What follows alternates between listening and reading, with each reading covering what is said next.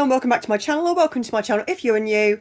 I'm Kerry and I'm a Disney adult. So tonight I will be giving you, because it is tonight. I find that really strange because I'm usually sort of filming in the day and they come out in the early evening, but tonight I am bringing you a review of the live action Snow White, which came out in cinemas in the UK today, 21st of March, the summer solstice, the spring equinox, sorry. And obviously the film has been met with a fair amount of controversy, whichever way you want to say it. Due to some various different issues which I will get to in the film. Obviously, as I said, came out today, March the 21st, 2025, and it is based on the original Disney animated, and it's not original, obviously the Brothers Grimm did it, but mate wrote the book, but it's based as a live action version of the Walt Disney classic Snow White and the Seven Dwarfs, which was released in 1937, which my husband pointed out earlier is, you know, getting on for nearly 100 years ago. I mean, obviously it's, what, 80, where are we in the years? 88 years old. So, yeah, a lot to work with there. I mean, a lot of things in the original that don't translate to the modern day, but at the same time I feel, you know, it is an old film, and if you're going to do a live action of an old film, you should do it properly. So, it is starring Rachel Zegler as Snow White and Gal Gadot as the evil queen, and then you have Andrew Burnap as, well, he's not the prince actually in the film, which we'll get to, but as her love interest. So, I am a big fan of the original Snow White, despite all its flaws, which, to be fair, I never really paid much attention to the flaws until they sort of made this live action and Rachel Zegler came out saying all the different things that were wrong with it. And I know they are, but as I said, it was set in a very different time. Things were different back then.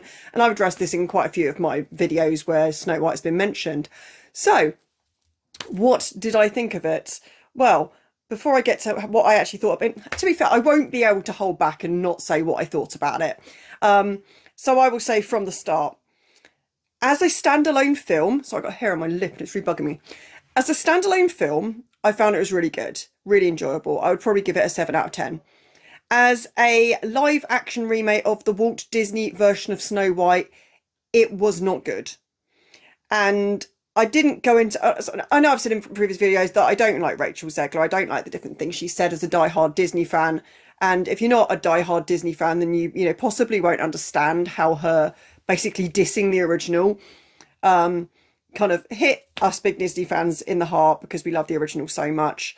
And the fact that she has been given this coveted chance to play a Disney princess. I mean, how many people would love to have played Snow White? Absolutely, I would have loved to have played Snow White. I'm not even an actress, but Snow White, you know, she's a classic Disney. She's the first Disney princess. And she has her flaws and she has big gaps in her character. But that is where I have found in other live action films, particularly things like Beauty and the Beast and The Little Mermaid, it filled in some gaps in the character by doing the live action. What I felt that Snow White did with the live action was it didn't necessarily, I mean, it did fill in some gaps, but it didn't, it just basically turned the entire story on its head and made it entirely different. I don't want to give too many spoilers. It kind of is difficult to not do spoilers with a film that the original is well known so much. So what I will tell you that it keeps in the film, it keeps in that obviously Snow White is essentially kind of, she's not a slave. She just kind of, the way the Queen puts it is that she's doing her part. Sorry, the tripod's really bothering me. I'm trying to be more central. There we go. So they have it that obviously the king dies. The Queen has obviously married the king before that, and then she takes over the throne, which is, you know, you can sort of gather from the first one. The more I think back actually to the original film, the more plot holes, like, you know, not plot holes, the more differences I see with the live action film. But they have she has the mirrors, you know, the Queen has the mirror that tells her she's the fairest of them all, and eventually it says that Snow White's the fairest of them all, and so she has the huntsman take her into the forest and kill her, and obviously he doesn't kill her, so he tells her to run away. She finds the dwarf's house. The dwarfs don't even really sort of take her in, particularly Grumpy. He's more kind of like, yeah, you need to go the next day. And then later on, the Queen tricks her into, you know, disguises herself, and Snow White eats the poison apple. And then the prince, who is not a prince in this one, obviously wakes her up with True Love's kiss. They are the bits that are the same. Everything else is completely different. Um, they keep in a few of the original songs. So you've got Hi Ho, which they go way majorly into Hi Ho, which is cool. It's quite a pretty good version. I really like the visuals they do on this, and the new sort of newer version of the song is much better. You can tell I'm not used to just talking to camera, can't you? I'm used to doing a little voiceover or sitting and looking at tier lists and things like that. Watch my other videos. You'll see what I mean. Um, but where was I? I've completely gone off on a tangent. Oh yeah, Hi Ho. The other one they did was Whistle While You Work. She doesn't go into the house, see it's dirty and clean it all up. It's done a little bit later on into the film with the dwarfs with her. And then they also do some of the yodeling song as well. But only sort of a little bit of the yodeling song. It is a song, but it isn't kind of the same as the animated version. New songs. There are loads of new songs. It's almost verging on Les Miserables in the way that there are just song after song after song after song, which is fine. I do, like musicals. I like songs in films, but I felt that maybe the songs were a little bit excessive. There were just so many of them. There's a really good one right at the beginning. There's the one that instead of singing I'm wishing for the one I love, she has a song called Waiting on a Wish, I think it's called. And that was really good. Because I suppose she couldn't have there is basically they do away with the whole concept of her trying to find this her love. Basically they take the whole her searching for romance out of it. She obviously does fall in love with Jonathan, who isn't a prince, but I keep saying, but it's not done in the way of the original film where literally he meets her and they just instantly fall in love. It's not like that. There's a lot of chemistry between them, I will say, from the off, but he's a very, very different character to what he is in the original film. He's not this prissy prince who walks up with absolutely no character whatsoever and just exists as a prince, basically.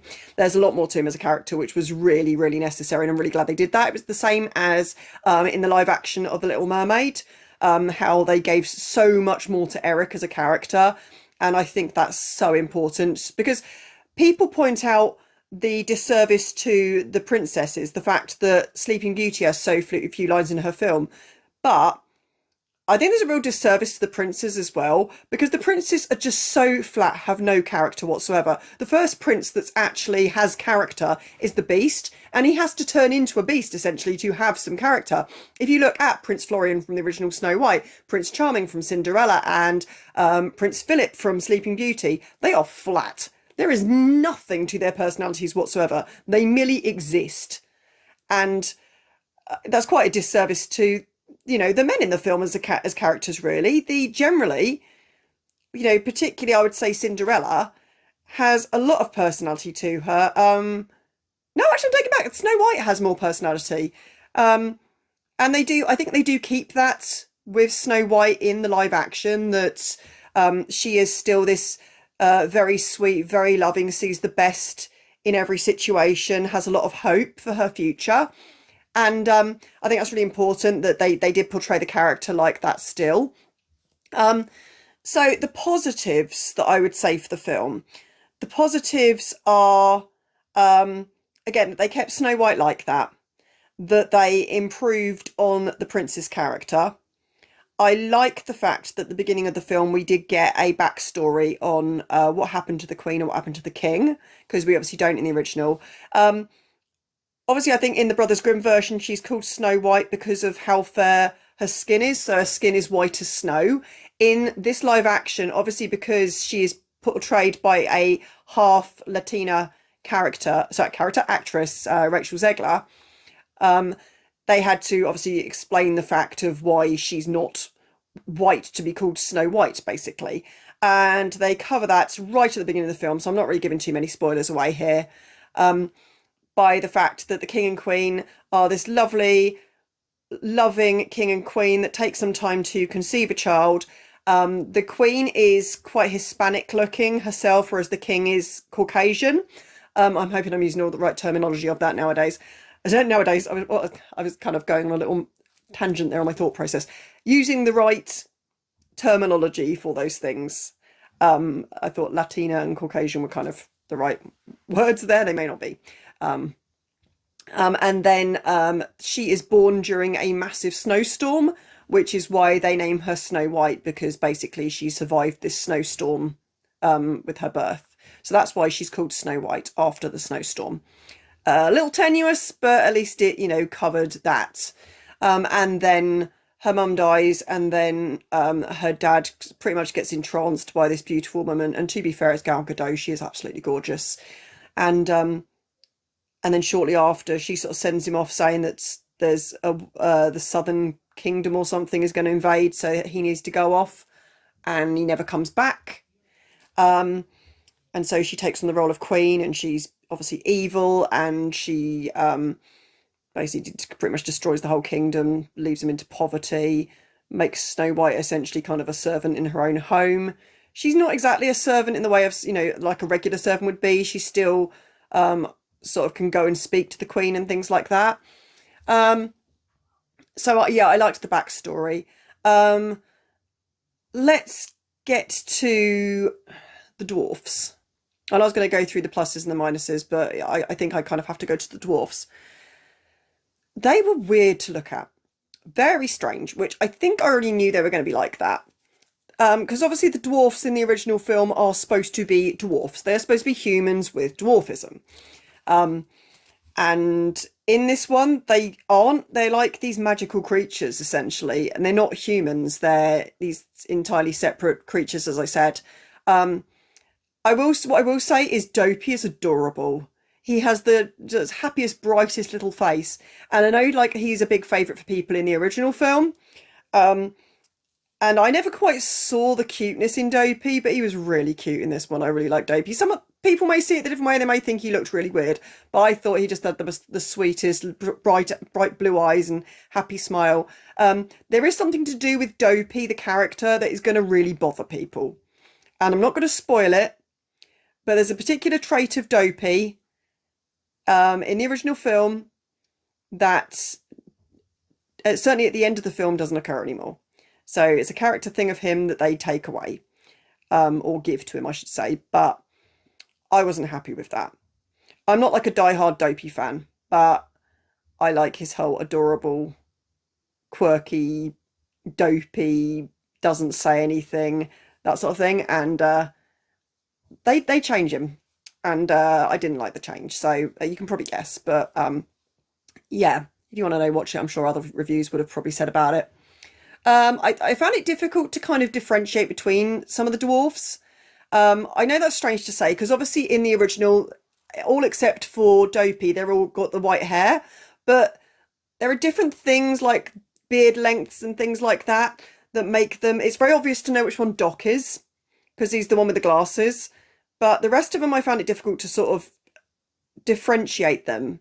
Happy also was quite easy to tell because he was constantly smiling, constantly happy. Grumpy was constantly grumpy. But to just look at them without them talking, I don't think you'd be able to tell, besides Doc and Dopey, which one's a which, because they do look quite different to the way they do in the animated film.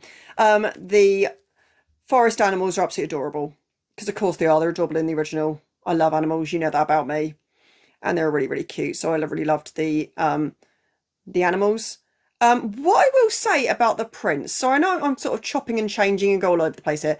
The prince, I would say, is more of a Robin Hood and his merry men type character. He is a bit more like David is in Once Upon a Time. So basically, well, not Prince Charming, is he? But basically, Snow White's prince in Once Upon a Time. If you've watched it, their whole relationship was a little bit more like that. So what overall did I think? I think it missed out, it changed the story way too much for my liking. We've had at least 3 different versions of Snow White that aren't the Disney versions. And sorry, if you can hear anything in the background, that's just my husband downstairs talking to my son. And I just don't feel we needed another just regular version. And this is essentially what it was. Okay, so she had the short hair. The Queen actually chopped her hair off when she was a child, I think almost to make her less attractive. So that's why she's got the almost quite strange looking shorter hair, because I didn't think it suited Rachel Zegler, but it makes sense now. So yeah, when she takes her into the forest, she is wearing the the blue top with the cape and the yellow skirt dress thing. So that's obviously similar to the original film. The dwarfs still looked relatively like they did in the original. So, but other than those features, it was so different. Like so different. I think they kept, which I find really strange, and you've seen in the pictures, it's on the where am I going? That way. It's on the picture here. It's not here because it's not there, but on this side of the thumbnail, sorry. You can see what Gal Gadot looks like, and you probably see it in the adverts and stuff like that. She's still got, remember, she's got this absolute obsession, obviously, with being the fairest of them all. And when you see her at the beginning, she's got her hair down and she's looking like Gal Gadot and absolutely stunning. And the rest of the time, she's got this thing covering her entire hair, like you've seen, like the original Queen. And I felt that was a strange thing to keep in the live action, considering they've changed so much the rest of it. I felt the Queen should have looked more classically, vainly beautiful. In the sense of, she obviously cut Snow White's hair to stop. So obviously to her, having long hair is a sign of beauty. I don't know why I'm doing that. Sorry, just playing with my own hair because I'm so beautiful. Anyway, so so someone that was obviously considers long hair as being so beautiful, to have it completely covered the entire time seemed really strange to me. So again, I'm so ADHD, I can't think where I'm going with this. But yeah, I thought they changed the film way too much. My son, my daughter and my daughter's boyfriend came with me. My son is 11, my daughter's 20, and her boyfriend's 21, nearly 22. I don't know why I'm telling you that, but it's irrelevant. But so obviously my daughter has seen the original Snow White many times. She didn't like this version. I don't think her boyfriend did either. I don't think she could really get away from how much she dislikes Rachel Zegler, and so do I. But I actually found Rachel Zegler did a pretty good job at coming across quite warm and sweet. So, clearly she's a good actress. But my daughter, yeah, I don't think she really liked the film. If you're watching this, please comment below if you liked the film, daughter of mine, because I didn't really get to speak to you much after the cinema because obviously we had to go. But I don't think she really liked it. My son, on the other hand, has never seen the original version, the live action, has never seen the original version, and he loved it. He gave it an 8 out of 10. He said it was a really, really good film. And that's the point I'm making. As a standalone film in its own right, it is easily a 7 or an 8 out of 10. Really good. Really enjoyable. Lots of things to it. I did feel the story didn't flow too much, a bit like this video. It chopped and changed. Things didn't flow into each other very well. Again, a lot like this video. But overall, I think I would give it I'm going down in my head here. I was going to say 6. But no, I think it's going to have to be a 5 out of 10. It just wasn't good enough. It wasn't Disney enough. I suppose it was Disney enough, but it wasn't enough like the original. And I feel if you're going to do a live action version of an original, if you're going to do a live action version of an animated classic, you should make it so much more like the classic. I can see why they changed certain things to suit the modern audience, but I think they changed them a little bit too much. And I think it was unnecessary. And I think they needed to be a bit more authentic to the animated version. So that's my thoughts on it. Are you going to see it? Have you seen it? Do you like the original version? If you've seen this version, did you like it? Please make sure to comment below. Obviously, this is a bit of a rogue video. I usually upload 7 o'clock UK time, 7 o'clock in the evening, that is, on Mondays. And obviously, this is about 10, 11 o'clock on a Friday. I don't know when this is actually going to go up. I'm going to go down and edit it now. In the meantime, I hope you have a lovely weekend. And also, please make sure to like, comment and subscribe. And I will see you in my next video on Monday. Bye!